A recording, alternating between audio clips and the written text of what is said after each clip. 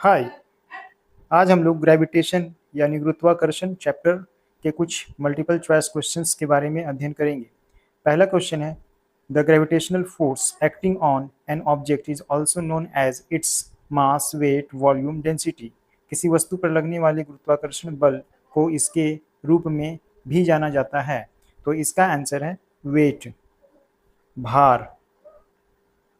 क्योंकि हम जानते हैं भार क्या होता है। भार वह बल है जिससे पृथ्वी किसी वस्तु को अपने केंद्र की ओर खींचता है। तो W इक्वल्स टू क्या होता है, mg, ये पता है। तो इससे हमारा आंसर क्या हो रहा है, भार। अगला सवाल है, which of the following is an example of a natural satellite. तो इसका आंसर है चंद्रमा, moon, the moon. Next question की ओर चलते हैं हम लोग। Question number 3, who propose the 3 laws of planetary motion. ग्रहों की गति के 3 नियम किसने दिए। तो इसका आंसर है केपलर, जोहानस केपलर। इन्होंने 3 नियम दिए। हमारा अगला प्रश्न है, which of the following quantities is a vector quantity. तो वेक्टर क्वांटिटी कौन सा है, ग्रेविटेशनल फोर्स। ठीक है, ग्रेविटेशनल फोर्स जो है ये एक वेक्टर क्वांटिटी होता है, गुरुत्वाकर्षण बल। क्योंकि फोर्स क्या होता है, एक वेक्टर क्वांटिटी होता है, तो ग्रेविटेशनल फोर्स भी वेक्टर क्वांटिटी ही होगा। विच of the following factors affects the gravitational force between two objects. दो वस्तुओं के बीच जो गुरुत्वाकर्षण बल लगता है उसको प्रभावित कौन करता है। तो यहाँ पे इसका आंसर होगा द्रव्यमान और वस्तुओं के बीच की दूरी। कैसे, हम लोग जानते हैं F इक्वल्स टू क्या होता है, Gm/r²। जहाँ m क्या है, बड़े वस्तु का, एक वस्तु का द्रव्यमान, ये दूसरी वस्तु का द्रव्यमान, और r क्या है, उनके बीच की दूरी। तो द्रव्यमानों के गुणनफल के समानुपाती और उनके बीच की दूरी के वर्ग के व्युत्क्रमानुपाती होता है। तो यह द्रव्यमान और वस्तुओं के बीच की दूरी पर निर्भर करता है। तो ये गुरुत्वाकर्षण बल को यानी F को प्रभावित करता है।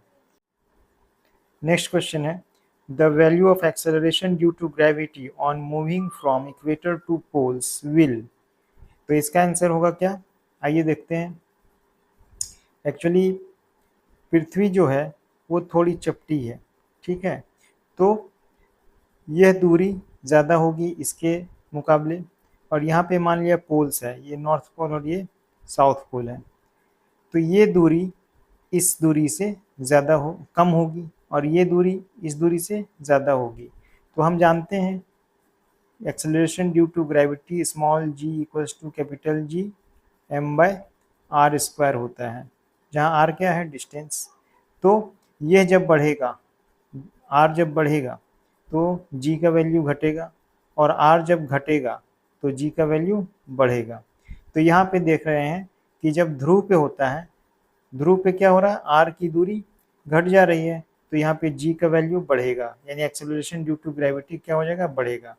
तो the value of acceleration due to gravity क्या हो जाएगा, इंक्रीज, बढ़ेगी। भूमध्य रेखा से ध्रुव की ओर बढ़ने पर गुरुत्वाकर्षण के कारण त्वरण का मान क्या होता है, बढ़ता है। क्वेश्चन नंबर 7 है, the weight of an object will be minimum. यहाँ बोला जा रहा है मिनिमम एट। तो हम जानते हैं W इक्वल्स टू क्या होता है, mg, और g जो है वो डिपेंड करता है दूरी पे। अभी मैंने देखा, हम लोगों ने देखा g इक्वल्स टू Gm/r² होता है, तो ये इस पे डिपेंड करता है। जब r का वैल्यू बढ़ेगा यानी डिस्टेंस का वैल्यू बढ़ेगा तो g का वैल्यू घटेगा। तो यहाँ पे बोला जा रहा है कि मिनिमम कब होगा, है ना, वेट मिनिमम कब होगा। तो मिनिमम होने के लिए g का मान मिनिमम होना चाहिए, और g का मान मिनिमम कब होगा, जब r का मान मैक्सिमम होगा, यानी इक्वेटर पे क्या होगा, वेट जो है वो मिनिमम होगा। क्योंकि इक्वेटर पे क्या होता है, यहाँ से यहाँ की दूरी बढ़ जाती है। पृथ्वी एक नारंगी की तरह, आप लोग पढ़े होंगे, नारंगी की तरह चपटी है थोड़ी, तो ये दूरी बढ़ जा रही है, जिसके कारण r का वैल्यू बढ़ जा रहा है। r का वैल्यू बढ़ने से g का मान घट जा रहा है, ठीक है। तो इसका आंसर हो जाएगा इक्वेटर, भूमध्य रेखा पे क्या होगा, वेट जो है वो कम होगा ध्रुव की अपेक्षा। नेक्स्ट क्वेश्चन की ओर चलते हैं। इन प्लानिटरी मोशन, ग्रहों की गति में क्या होता है? तो linear speed remains constant, the angular speed remains constant, the total angular momentum remains constant, neither the angular momentum nor angular speed remains constant. तो इसका आंसर हो जाएगा the total angular momentum remains constant. कुल कोणीय संवेग स्थिर रहता है। ये प्लानिटरी मोशन का जो सेकंड है कि जो area sweeps out equal areas in equal interval of time, ये क्या कहता है? जो दूसरा नियम है वो क्या कहता है? वो क्षेत्रफल का नियम है। तो बोल रहा है कि सन जो होता है वो सबसे पहले एक फोकस पे होता है, जो एरिया वो जो कवर करता है वो बराबर इंटरवल में बराबर एरिया कवर करता है। यानी कि इसका मतलब क्या हुआ कि जब दूर होता है तो ग्रह जो है वो धीरे धीरे चलता है, लेकिन जब नज़दीक होता है तो ग्रह बहुत तेजी से गुजरता है। तभी तो बराबर समय अंतराल में बराबर क्षेत्रफल दूरी तय करेगा, क्षेत्रफल को वो कवर कर पाएगा। ये क्षेत्रफल बराबर होता है, कहना है इसका सेकंड लॉ का। तो ये क्यों होता है ऐसा? तो यह एंगुलर मोमेंटम के कंजर्वेशन से होता है। ठीक है, टोटल एंगुलर मोमेंटम क्या रहता है? उसका कांस्टेंट रहता है। क्या होता है total angular momentum? L equals to I omega होता है। जब आई बढ़ता है तो ओमेगा घटता है, और ओमेगा जब बढ़ता है तो आई घटता है, और इस तरह से क्या होता है? ये कांस्टेंट रहता है आई ओमेगा का वैल्यू। तो आई ओमेगा का वैल्यू कांस्टेंट रहने के लिए क्या होगा? अगर आई बढ़ जा रहा है तो ओमेगा को क्या होना होगा? घटना होगा, तभी इसका प्रोडक्ट जो है वो कांस्टेंट रहेगा। तो ये किस पे आधारित है? Total angular momentum remains constant हो जाएगा इसका आंसर। नेक्स्ट क्वेश्चन की ओर चलते हैं। Question number 9, Kepler's second law of planetary motion is a consequence of the law of conservation of। अभी हम लोगों ने देखा ये किसके संरक्षण पर आधारित है? एंगुलर मोमेंटम, कोणीय संवेग के संरक्षण पर आधारित है। अगला सवाल है, in planetary motion the angular momentum conservation leads to the law of orbits, law of areas, law of periods, law of conservation of kinetic energy. ग्रहीय गति में कोणीय संवेग संरक्षण के नियम पर आधारित कौन सा नियम है? तो इसका आंसर है क्षेत्र का नियम, लॉ ऑफ एरियाज। अगला सवाल है, gravitational force is a dash force.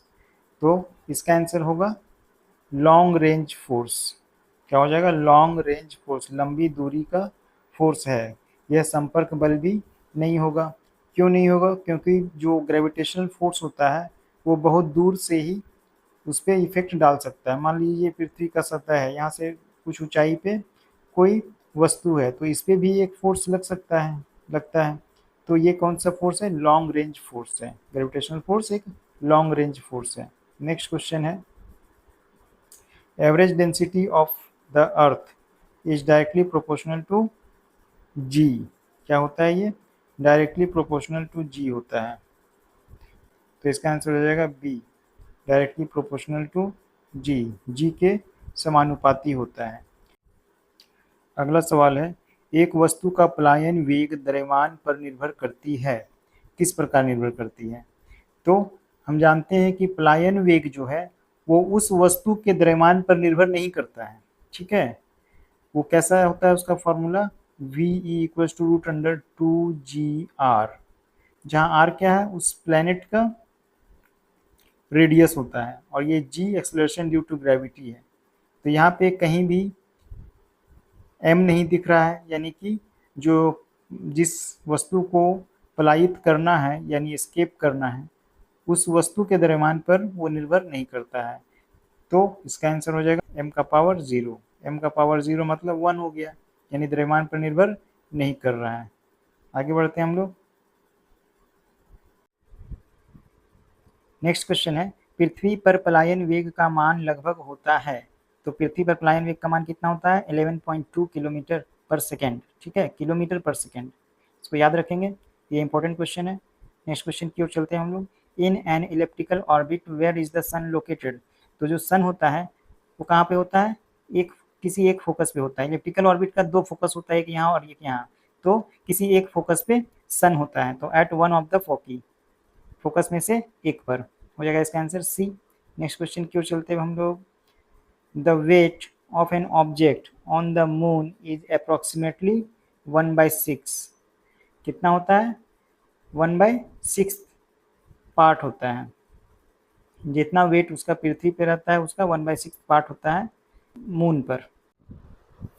अगला सवाल है, what is the SI unit of gravitational potential energy. तो यहाँ ध्यान देंगे ये एनर्जी है और एनर्जी का मात्रक हम जानते हैं क्या होता है, जूल। तो इसका आंसर हो जाएगा joule. Kepler's first law of planetary motion states that planets move in. किस पथ पे घूमता है वो कोई भी प्लैनेट? इलेप्टिकल ऑर्बिट पे घूमता है दीर्घवृत्तीय कक्षा में। ठीक है, आगे चलते हैं हम नेक्स्ट क्वेश्चन की ओर। The gravitational force between two objects is F. Gravitational force जो है वो एफ है, जो एफ होता है G M M by are square. If masses of both objects are halved। दोनों ऑब्जेक्ट का मास जो है वो हाफ कर दिया जा रहा है। तो बोल रहा है कि without changing distance between them the gravitational force would become. दो वस्तुओं के बीच गुरुत्वाकर्षण बल एफ है। यदि दोनों वस्तुओं का द्रव्यमान को उनके बीच की दूरी को बिना बदले आधा कर दिया जा रहा है, तो द्रव्यमान को आधा कर दिया जा रहा है, तो जो नया फोर्स होगा एफ डैश मान लिया वो कितना हो जाएगा? G M M by 4 R square. ये 4 कैसे हो गया? क्योंकि m को आधा किया, इस कैपिटल M को आधा किया तो m/2 और इसका भी m/2, तो 2 2 जा 4 हो जाएगा। तो ये हो गया gmm/4 आर स्क्वायर। अब gmm/r स्क्वायर को कितना लिख सकते हैं? f/4। यानी कि जो नया फोर्स आया f डैश वो पुराने फोर्स का कितना हो गया? 1/4 टाइम्स। तो क्या हो जाएगा इसका आंसर? सी, f/4। ठीक है, f/4। नेक्स्ट क्वेश्चन की ओर चलते हैं हम लोग। What happens to the gravitational force between two objects when the mass of one of the object is doubled। यहाँ भी देखेंगे उसी तरह से ये बनेगा। दो वस्तुओं के बीच गुरुत्वाकर्षण बल का क्या होता है जब वस्तुओं में से एक का द्रव्यमान दोगुना कर दिया जा रहा है। अब तो हम जानते हैं F इक्वल्स टू क्या होता है? G M M by are square. अब यहाँ पे बोला जा रहा है कि एक का द्रव्यमान जो है वो दोगुना कर दिया जा रहा है, दोनों वस्तुओं में से किसी एक का। तो मान लिया कि इसका दोगुना कर दिया जा रहा है, तो अब नया फोर्स कितना हो जाएगा? F dash equals to G 2m/m/r²। अब इसको कितना लिख सकते हैं? 2gmm/r²। अब इसको कितना लिख सकते हैं? f, यानी कि f डैश जो है वो क्या हो गया? 2f के बराबर। तो इसका आंसर क्या हो जाएगा? जो नया बल है वो क्या हो जा रहा है? अब बल दोगुना हो जाएगा, the force is doubled. Next question की ओर चलते हैं हम लोग। हमारा अगला सवाल है, गुरुत्वाकर्षण तीव्रता के लिए विमी सूत्र है। The dimensional formula for gravitational intensity. तो ग्रेविटेशनल इंटेंसिटी को सबसे पहले जानते हैं, ये क्या होता है?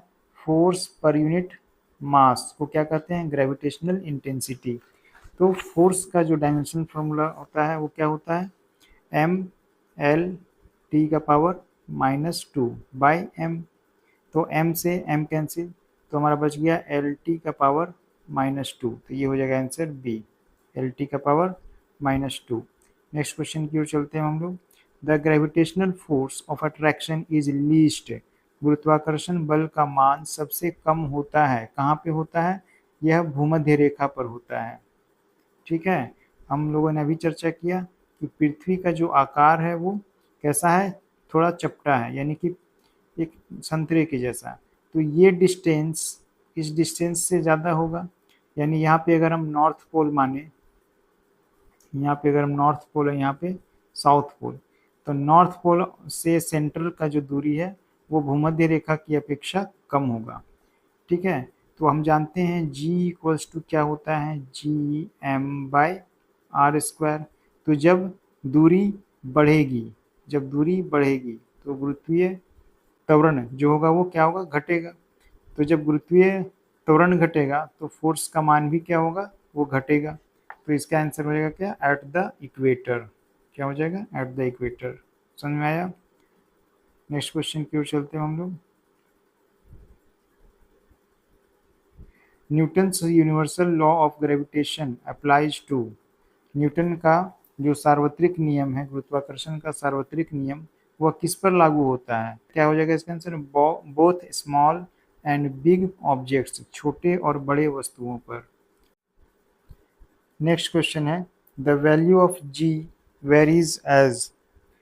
यहाँ ध्यान देंगे कि यहाँ कैपिटल जी है, स्मॉल जी नहीं है, ठीक है। तो कैपिटल जी जो होता है वो सभी जगह एक समान होता है। तो ये क्या हो जाएगा इसका आंसर? इनमें से कोई नहीं, none of this. Next question की ओर चलते हैं हम लोग।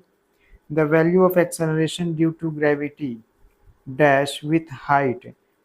क्या होता है? जैसे जैसे हाइट बढ़ता जाता है उसका एक्सेलरेशन ड्यू टू ग्रेविटी का मान घटता जाता है। तो इसका आंसर हो जाएगा घटता है, डिक्रीजेज। नेक्स्ट क्वेश्चन की ओर चलते हैं हम लोग। The satellite having the same time period of revolution as that of the earth is called geostationary satellite. क्या कहलाता है? ये भू स्थिर उपग्रह। यानी कि पृथ्वी जितने टाइम में एक चक्कर पूरा करती है उतने ही टाइम में अगर कोई सैटेलाइट भी एक चक्कर पूरा करता है, यहाँ पे मान लिया सैटेलाइट है और ये भी उतने ही टाइम में एक पूरा चक्कर लगा लेता है, तो इस तरह का जो उपग्रह होता है वो क्या कहलाता है? जियो स्टेशनरी, यानी भू स्थिर उपग्रह। नेक्स्ट क्वेश्चन की ओर चलते हैं हम लोग। The term escape velocity is the minimum velocity required for an object to escape Earth's gravitational pull and move into space। सी हो जाएगा इसका आंसर। पृथ्वी के गुरुत्वाकर्षण खिंचाव से बाहर और अंतरिक्ष में चले जाना के लिए जो न्यूनतम वेग की आवश्यकता पड़ती है वही क्या कहलाता है? पलायन वेग कहलाता है। नेक्स्ट क्वेश्चन की ओर चलते हैं। Question number 28। What is the ratio of gravitational force of attraction between two bodies kept in air and the same distance apart in water? तो इसका आंसर हो जाएगा क्या? बोला जा रहा है कि दो वस्तु हैं, पहले इसको समझ लेते हैं। दो वस्तु है वो हवा में रखी हुई है किसी दूरी पे, मान लिया वो डी दूरी पे है। अब इन्हीं दोनों वस्तुओं को समान दूरी पर रखते हुए पानी में डुबा दिया जाता है, ठीक है। तो बोला जा रहा है कि इनके बीच का जो गुरुत्वाकर्षण बल लग रहा है वो क्या होगा? तो पानी में हो चाहे हवा में हो, गुरुत्वाकर्षण बल क्या होता है? एक समान होता है। तो दोनों का अनुपात भी क्या होगा? 1:1 हो जाएगा आंसर इसका सी। नेक्स्ट क्वेश्चन की ओर चलते हैं हम लोग। Gravitational potential at a distance r from a body of mass M. Gravitational potential जो होता है वो क्या होता है? G minus G M M by r. तो इसका आंसर हो जाएगा B, minus G M M by r. Next question की ओर चलते हैं हम लोग। अगला सवाल है the SI unit of gravitational constant G, capital G के बारे में पूछा जा रहा है कि इसका इस नियतांक का एसआई मात्रक क्या होता है? तो हम निकाल लेंगे, अगर नहीं जानते हैं तो एफ इक्वल्स टू क्या होता है? G M M by are square. तो यहाँ से जी इक्वल्स टू कितना लिख सकते हैं? F R square by M into M. अब फोर्स का क्या होता है? फोर्स का न्यूटन होता है। आर स्क्वायर है यानी मीटर स्क्वायर हो जाएगा, डिवाइडेड बाय यहाँ पे दो द्रव्यमान है तो केजी स्क्वायर हो जाएगा, यानी कितना हो जाएगा? न्यूटन मीटर स्क्वायर पर केजी स्क्वायर। तो न्यूटन मीटर स्क्वायर पर केजी स्क्वायर कौन है? ऑप्शन डी है। तो ये हो जाएगा इसका आंसर, न्यूटन मीटर स्क्वायर पर केजी स्क्वायर। नेक्स्ट क्वेश्चन की ओर चलते हैं हम लोग। Kepler's third law is also known as law of periods. Law of periods को ही या आवर्तकाल का नियम को ही क्या कहते हैं? ये थर्ड लॉ है। नेक्स्ट क्वेश्चन की ओर चलते हैं। Escape speed on the moon is, कितना होता है ये? 1/5 टाइम्स, यानी कि पृथ्वी पर जितना होता है उसका 5वां हिस्सा होता है चंद्रमा पर। नेक्स्ट क्वेश्चन है gravitational potential energy is zero at. तो इसका आंसर हो जाएगा at infinite distance from the earth. पृथ्वी से अनंत दूरी पर क्या होता है? ग्रेविटेशनल पोटेंशियल एनर्जी जो होता है वो जीरो होता है। नेक्स्ट क्वेश्चन की ओर चलते हैं। डायमेंशंस ऑफ ग्रेविटेशनल कांस्टेंट, गुरुत्वाकर्षण नियतांक का विमा है, तो इसको हम लोग फाइंड कर लेते हैं। अभी हम लोगों ने देखा क्या होता है? न्यूटन मीटर स्क्वायर पर kg square, newton metre square पर केजी स्क्वायर, या इसको इसका जो फॉर्मूला होता है वो क्या होता है? एफ आर स्क्वायर बाय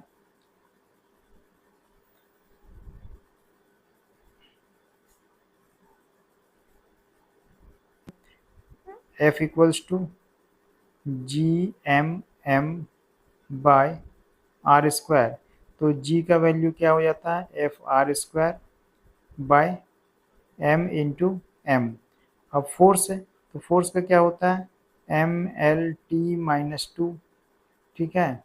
और आर स्क्वायर है तो एल स्क्वायर, तो एल स्क्वायर यहाँ पे हो जाएगा डिवाइडेड बाय मास है, दोनों मास है, तो यहाँ पे कितना हो जाएगा एम स्क्वायर। अब ये जब ऊपर जाएगा तो क्या हो जाएगा, ये जब ऊपर जाएगा तो m का पावर 1-2, तो m का पावर -1 हो जाएगा। अब l है यहाँ पे, ये एल स्क्वायर और ये l मिलकर के कितना हो जाएगा एल क्यूब, और t का पावर -2 यानी m-1 L cube, m-1 L cube और t का पावर -2। ये बी वाला आंसर सही है, m का पावर -1 l का पावर क्यूब और t का पावर -2, बी हो जाएगा इसका आंसर। नेक्स्ट क्वेश्चन की ओर चलते हैं। गुरुत्वीय त्वरण का मान, इसको मान पढ़ेंगे, गहराई के साथ क्या होता है, यह घटता है। ये ध्यान रखेंगे कि गहराई के साथ भी घटता है और ऊंचाई के साथ भी गुरुत्वीय त्वरण का मान घटता है। सबसे ज्यादा पृथ्वी के सतह पर ही होता है। नेक्स्ट क्वेश्चन की ओर। गुरुत्वीय त्वरण की विमा, तो ये चूंकि त्वरण है तो त्वरण का विमा क्या होता है, LT का पावर -2। त्वरण का क्या होता है, LT का पावर -2। तो LT का पावर -2 कौन है, D है, और m 0 है, आंसर हो जाएगा डी। नेक्स्ट क्वेश्चन की ओर चलते हैं हम लोग। कृत्रिम उपग्रह को पृथ्वी के चारों ओर घूमने के लिए आवश्यक अभिकेंद्रीय बल किसके द्वारा प्रदान किया जाता है। तो किसी भी वस्तु को किसी वृत्ताकार पथ पर गति कराने के लिए एक बल की आवश्यकता पड़ती है जो सेंट्रीपिटल फोर्स कहलाता है, अभिकेंद्रीय बल कहलाता है। और वह बल कहाँ से मिलता है, इस केस में यहाँ पे मिलता है उसके ग्रेविटेशनल फोर्स के कारण। तो ग्रेविटेशनल फोर्स ड्यू टू, यहाँ पे क्या किसके किसके बारे में बोला जा रहा है, आर्टिफिशियल सैटेलाइट। तो आर्टिफिशियल सैटेलाइट जो होगा वो पृथ्वी के चारों ओर ही घूमेगा, तो gravitational force due to earth हो जाएगा इसका आंसर सी। नेक्स्ट क्वेश्चन है, if the earth would stop rotating, घूमना अगर बंद कर दे, then the weight of an object on north pole will क्या रहेगा, रिमेन सेम रहेगा।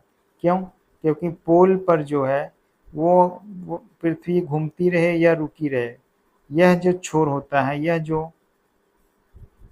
यह जो स्थान होता है जो एकदम ठीक रोटेशन एक्सिस ऑफ रोटेशन पे होता है, वो तो ऐसे भी 0 ही रहता है उसका स्पीड, ठीक है।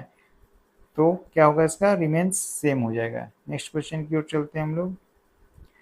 What is the weight of a body inside an artificial satellite of earth, तो इसका क्या हो जाएगा, 0 होता है। नेक्स्ट क्वेश्चन है, what would be the height of an artificial satellite so that it remains stationary with respect to Earth's surface?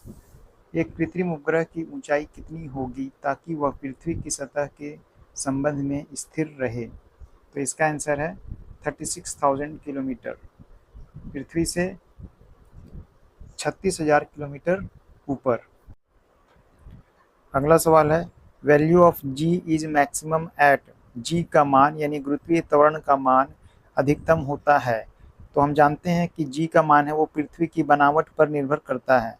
तो पृथ्वी की बनावट एक संपूर्ण गोलाकार नहीं है, आप जानते हैं वो थोड़ी चपटी है। तो चपटी होने के कारण ध्रुव का जो दूरी होता है वह केंद्र से थोड़ा नज़दीक होता है भूमध्य रेखा की अपेक्षा, ठीक है। ध्रुव की जो दूरी होती है वो भूमध्य रेखा की अपेक्षा नज़दीक होती है, यानी कि जो आर का वैल्यू है वो थोड़ा कम होता है ध्रुव के लिए। तो हम जानते हैं जी इक्वल्स टू क्या होता है, GM/r²। तो यहाँ पे जब आर का वैल्यू कम होगा तो जी का वैल्यू क्या होगा, वो ज़्यादा होगा। तो इसलिए इसका आंसर क्या हो जाएगा, ए, ध्रुव पर जी का मान क्या होगा, अधिकतम होगा। नेक्स्ट क्वेश्चन है, पृथ्वी पर किसी वस्तु का पलायन वेग 11.2 किलोमीटर पर सेकंड है। तो पृथ्वी से 1000 गुना द्रव्यमान और 10 गुनी त्रिज्या वाले किसी ग्रह पर वस्तु का पलायन वेग होगा। तो ये क्वेश्चन बोला जा रहा है कि एक प्लैनेट है जिसका द्रव्यमान है वो पृथ्वी के द्रव्यमान का 1000 गुना है, ठीक है, और जो रेडियस है वो 10 टाइम्स है। तो पूछा जा रहा है वहाँ पे कितना होगा प्लायन वेग का मान। तो हम जानते हैं जो एस्केप वेलोसिटी का जो फॉर्मूला होता है in terms of mass and radius of the planet under root 2gm/r होता है। अब यहाँ पे बोला जा रहा है कि मास 1000 गुना हो गया, तो जो नया एस्केप वेलोसिटी होगा वो कितना हो जाएगा। तो वी ई डैश इसको मान ले रहे हैं, V E dash equals to root under 2g और m हो गया 1000, तो 1000m bye 10 times of radius, तो 10 टाइम्स ऑफ रेडियस, तो 0 से 0 कैंसिल, तो हमारा कितना आ गया ये 100 का square root 10 root under 2gm/r, और इसका वैल्यू कितना होता है 11.2 दिया है, ठीक है, 11.2 किलोमीटर पर सेकेंड। इसको जब मल्टीप्लाई करेंगे कितना आ जाएगा 112 किलोमीटर पर सेकेंड, ठीक है। तो इसका आंसर हो जाएगा डी 112 किलोमीटर पर सेकेंड। इसको नोट कर लेंगे और आगे चलते हैं हम लोग।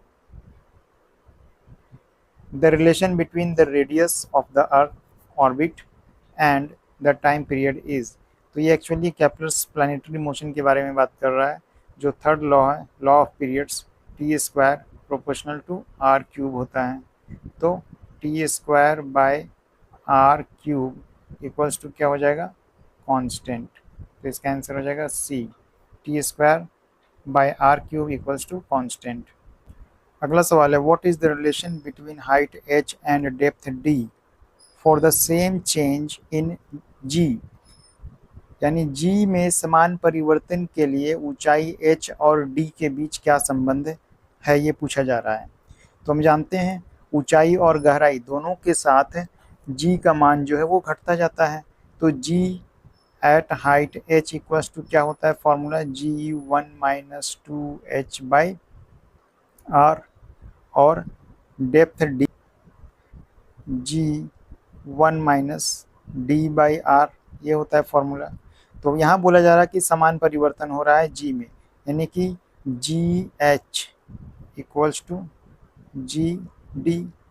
तो ये दोनों अगर हम बराबर करते हैं तो ये दोनों भी बराबर होगा आपस में, तो g से g कैंसिल हो जाएगा। और इस तरह से जब सॉल्व करते हैं तो हमारा कितना आता है d इक्वल्स टू 2h, तो आंसर हो जाएगा c, d equals to 2h। इसको नोट कर लेंगे।